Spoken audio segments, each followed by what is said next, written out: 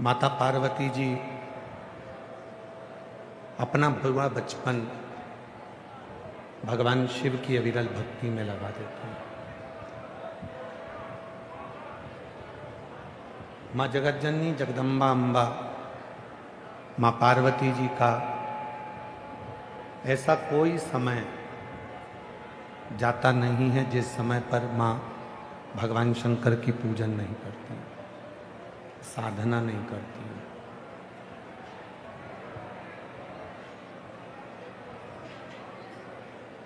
शिव को पाना है तो हमको अपना बचपन हो, जवानी हो, अधेड़ी हो, बुढ़ापा हो, सभी अवस्था में भगवान शंकर की आराधना करना पड़ेगा, भगवान शिव की साधना करना पड़ेगा। अब लोग क्या विचार करते हैं कि बचपन में क्या भगवान का भजन करना,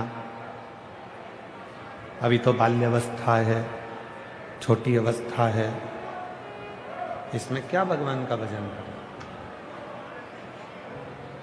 फिर मन आता है कि जवानी आई, जवानी में भाव उत्पन्न हुआ कि अभी तो हमारा पूरा जीवन पड़ा हुआ है, अभी क्या भगवान का भजन करना।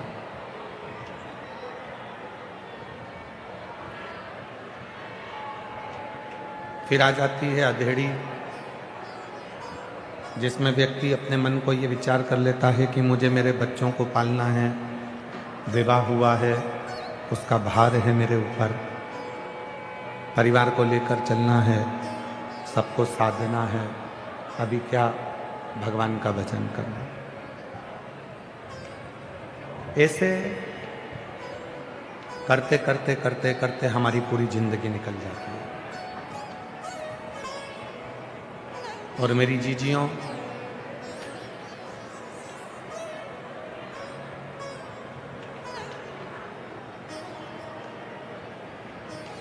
जिंदगी में केवल एक शिव है जो तुम्हारे गर्भ से मृत्यु की सैया तक भी तुम्हारे साथ में है। अंदर आवाज नहीं आ रही है।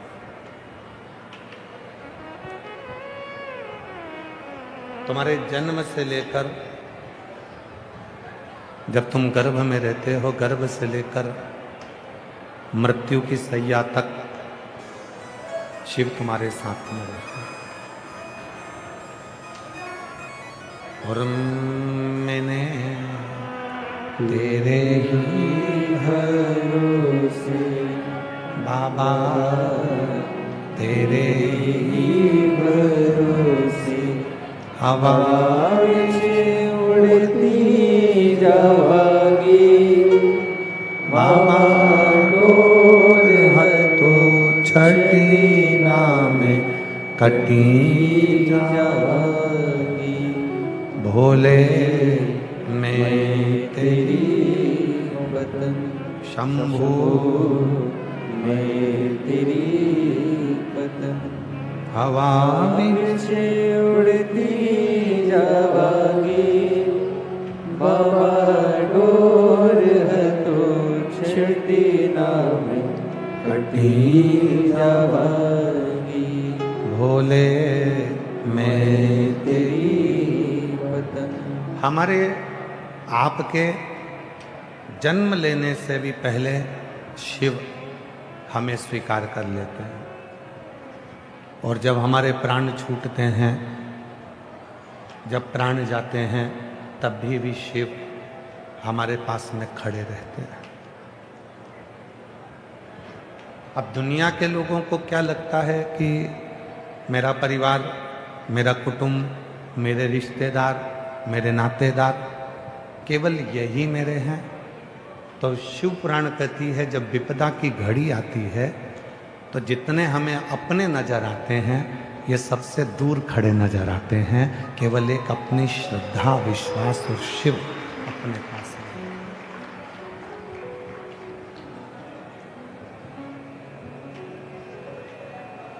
कितना सुंदर कहा है, कचेरी का गेट, हॉस्पिटल का बेड और दुख के समय पर अपना गेट।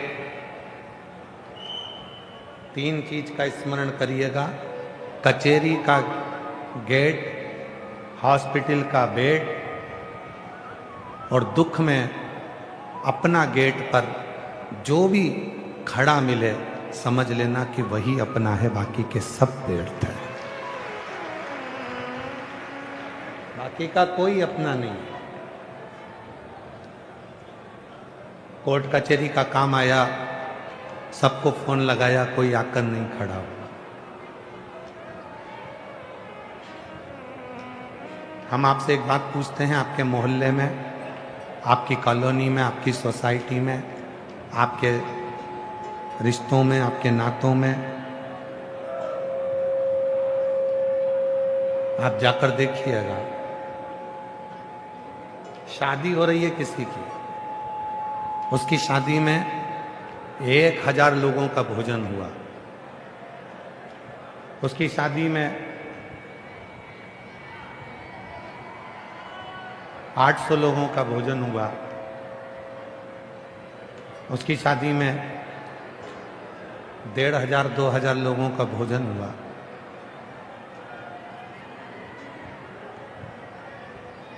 और मान लो वो शादी सफल नहीं हुई, और शादी सफल नहीं हुई और लड़ाई हो गई, झगड़ा हो गया, थाने में रिपोर्ट हो गई, कचहरी में पहुंच गई बात, कोर्ट में पहुंच गई, और कोर्ट कचहरी में बात पहुंची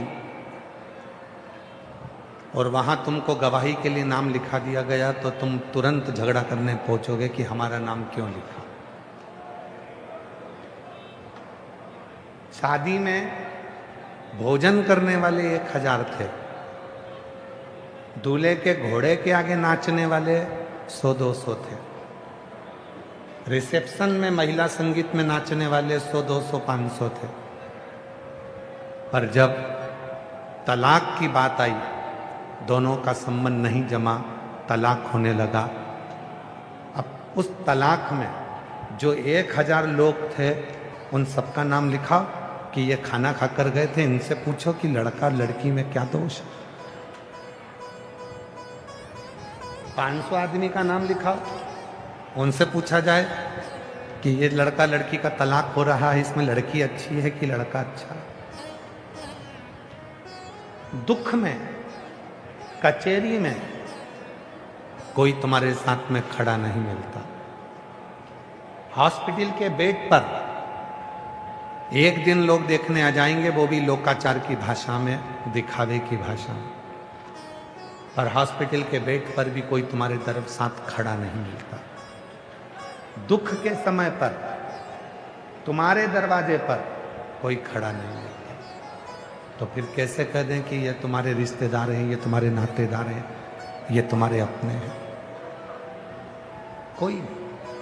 फिर तो केवल एक स्मरण आता है, अंत समय प्रभु आना पड़ेगा, वचन दिया तो निभाना पड़ेगा।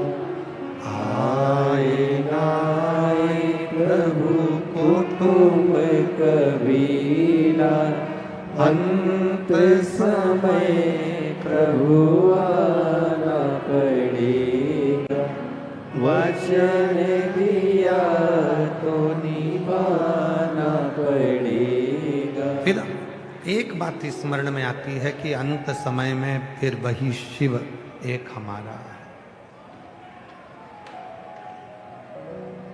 मेरी जीजियों, मेरे जीजाओं, मेरी बेटियों, मेरे बेटाओं, मेरे बुजुर्ग माता पिता, स्मरण करिएगा, जब तुम्हारी जिंदगी में संसार के किसी भी व्यक्ति की जिंदगी में जब तकलीफ आती है, दुख आता है, जब बहुत ज़्यादा परेशानी आती है, तो अपना खुद का मकान, खुद की दुकान भी बिक जाती है।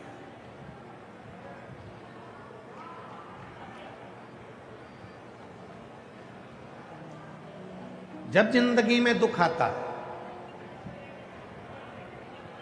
जब जिंदगी में तकलीफ आती है, जब जिंदगी में कष्ट आता है, पानी पिलाने वाले भैया, भैया, आप लोगों से निवेदन है, पानी पिलाने वाले जो भी पानी पिला रहे हैं उनसे निवेदन है, ये जितने आगे बैठे हैं ये तो 1 बजे आए हैं, जो 10 बजे से आके बैठे हैं आप उनको पानी पिलाइए।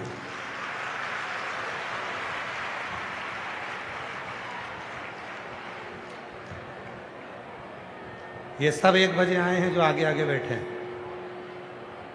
जो 10 बजे से आए हैं, अगर पानी पिलाने का इतना है तो आप वहां जाकर पिलाइए, जो 10 बजे से धूप में जगह संभाल संभाल कर बैठे।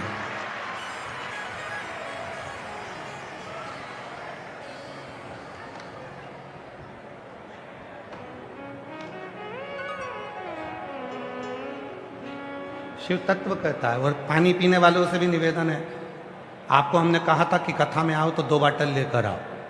आप अपने साथ में 2 बाटल लाए हो तो आपको पानी लेने की जरूरत नहीं है। जो घर से चले हैं, 200 किलोमीटर दूर से आए हैं, बस में चढ़कर, ट्रेन में चढ़कर, जिनके पास नहीं है, पानी की जरूरत उनको है, उनको दिया जाए, उनको जरूरत। आप लोग कथा सुनो, कहो कि भैया डिस्टर्ब मत करो, हमें कथा सुनने दो, बहुत दूर से आए हम लोग, 50-100 रुपये खर्च कर कर आए, थोड़ी सी कथा हमारी जिंदगी में उतर जाने दो। 3 दिन बचे हैं कथा के, आज 5वां दिन हो जाएगा, कल कथा की शिवरात्रि हो जाएगी, परसों सुबह 8 बजे कथा होकर सब अपने अपने घर चले जाएंगे। उस कथा को ग्रहण करो। विपदा की घड़ी आती है, तकलीफ की घड़ी आती है, दुख की घड़ी आती है, तब अपना मकान, अपनी दुकान भी चली जाती है,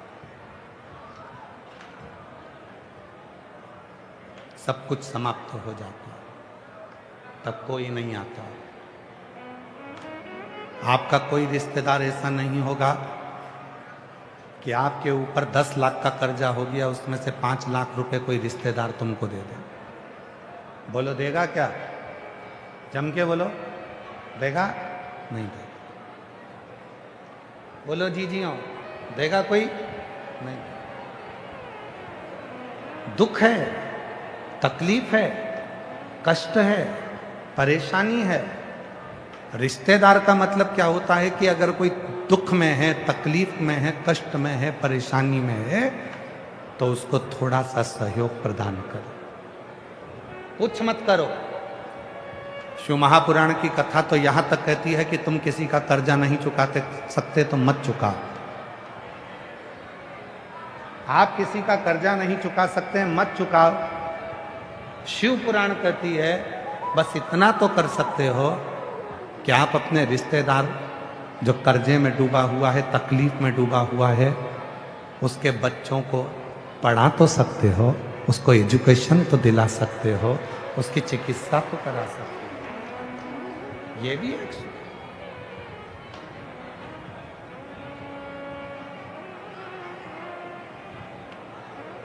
और मैंने तेरे ही भरोसे बाबा, तेरे ही भरोसे।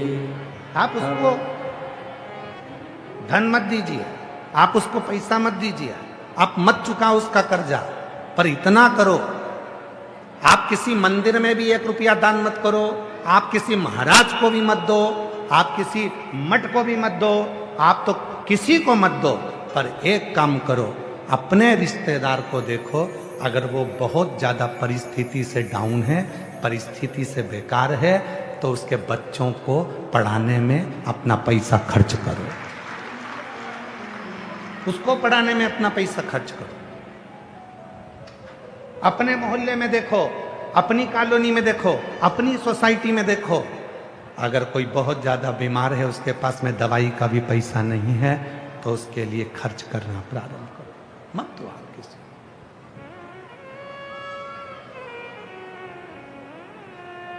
वो रिश्तेदार किसी काम के नहीं जो दुख की घड़ी में शामिल ना हो।